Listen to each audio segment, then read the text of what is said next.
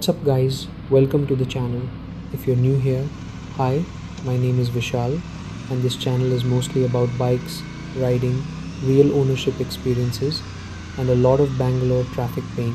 Today's video is about why I chose the RS 457 over the Ninja 300 and over the Duke 390. And before we start, let me make one thing very clear. This is not a spec sheet comparison video. This is not about which bike is faster on paper. This is not about numbers, horsepower, torque, top speed, none of that. This is a real world decision made by a real rider in Indian conditions, Bangalore traffic, weekend rides, long-term ownership, and honestly, mental peace. So if you're confused between these three bikes, this video might save you a lot of money and maybe a few regrets. Alright, let's get into it. First, I need to tell you where I'm coming from as a rider. I'm not a track only guy. I'm not someone who rides only on Sundays at 5 AM and parks the bike back by 9. Most of my riding is in Bangalore traffic, daily errands, short city rides, plus weekend highway runs. I also care a lot about how a bike feels, not just how fast it is. Engine character matters to me. Refinement matters. Comfort over long rides matters. And very importantly, how tired I feel after the ride matters more than how excited I feel in the first 10 minutes. I wanted a bike that feels special every time I open the garage, but doesn't punish me for owning it. Keep this mindset in your head, because everything I say next comes from here. Let's start with the Ninja 300. The Ninja 300 is a legend. No doubt about it. It has been around forever. And there's a reason people still respect it. That parallel twin engine is butter smooth. No vibrations. Very refined. You can ride it all day and the bike just feels calm. On highways, it feels planted. At higher speeds, it feels relaxed. And honestly, if you're upgrading from a 150 or 200cc bike, the Ninja 300 feels like a proper big bike experience. But, and this is important, when I actually thought about my usage, some things didn't sit right with me. First, the bike feels dated. And I don't mean just the design, the tech, the overall feel, the features. It feels like a bike from another era. Second, the pricing in India makes absolutely no sense anymore. You're paying a premium for reliability and refinement, yes, but you're also paying for old hardware.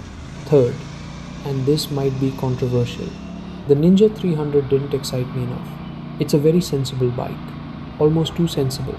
Every time I imagined walking into my parking and looking at the bike, I respected it, but I didn't feel that urge to just stare at it for 2 extra minutes. And when I'm spending this much money, I want that stupid emotional connection too. So, as good as the Ninja 300 is, for my heart, it felt safe, not special. Now let's talk about the Duke 390. On paper, this bike is a monster. Powerful, aggressive, loaded with tech.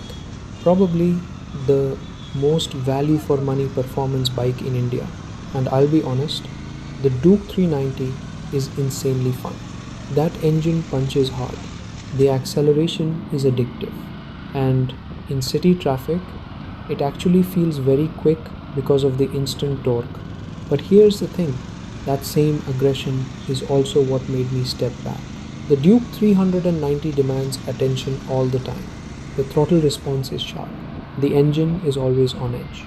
The bike always feels like it wants to go faster, harder. In Bangalore traffic, that gets tiring. Also, long-term ownership was a big question mark for me. Heat management, vibrations creeping in at certain RPMs, and the overall stress factor. It's an amazing bike for people who love rawness, for people who want adrenaline every single ride. But I personally didn't want to fight with my bike every day. I wanted a bike that works with me, not against me. Then came the RS 457, and I'll be honest, initially I was skeptical. New platform, new engine, new everything. But the moment I started digging deeper, and especially after riding it, things started clicking. The RS 457 sits in a very interesting space. It has the twin cylinder smoothness that I liked in the Ninja 300, but with modern tech, better performance, and a more premium feel. At the same time, it has enough power to keep things exciting without being as aggressive and tiring as the Duke 390. The riding posture is sporty, yes, but it's not wrist killing. The bike feels stable, planted, and confident at speed. On highways, it feels like it's in its natural habitat. And one big thing for me, the RS457 feels emotionally engaging. It looks like a proper sport bike, not a naked pretending to be fast. A full-fared machine that makes you feel like you're riding something special. Now, let me say this very clearly, because I don't want anyone to think this is blind fanboying. The RS457 is not perfect. The engine is powerful, but it can feel a bit harsh at times, especially if you're riding it casually at low RPMs. It's not as calm and smooth as the Ninja 300, and it's not as wild and explosive as the Duke 390. It sits in between. Also, because it's a newer platform, there are things that only time will tell. Long-term reliability, service experience consistency, parts availability. And I constantly remind myself of this because when you start loving a bike too much, you tend to ignore the flaws. I don't. I accept them.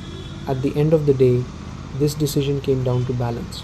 I wanted twin cylinder smoothness, modern design and tech, sporty feel without daily punishment, highway comfort, something that feels special every time I ride. The Ninja 300 gave me smoothness, but not excitement. The Duke 390 gave me excitement, but not peace. The RS 457 gave me enough of both. In Bangalore traffic, I can manage it. On highways, I enjoy it. On weekend rides, it makes me smile. And when I park it and walk away, I look back at it. That's important. So if you're choosing between these three bikes, don't just ask which one is faster or cheaper.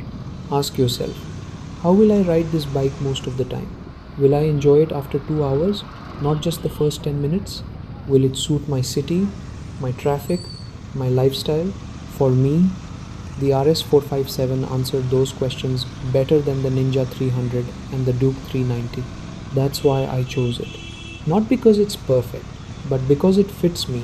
If this video helped you, hit the like button. If you're still confused, drop a comment. I'll try to help honestly. And if you want more real ownership content, riding experiences, and Bangalore traffic rants, subscribe to the channel. Ride safe, guys. And I'll see you in the next one.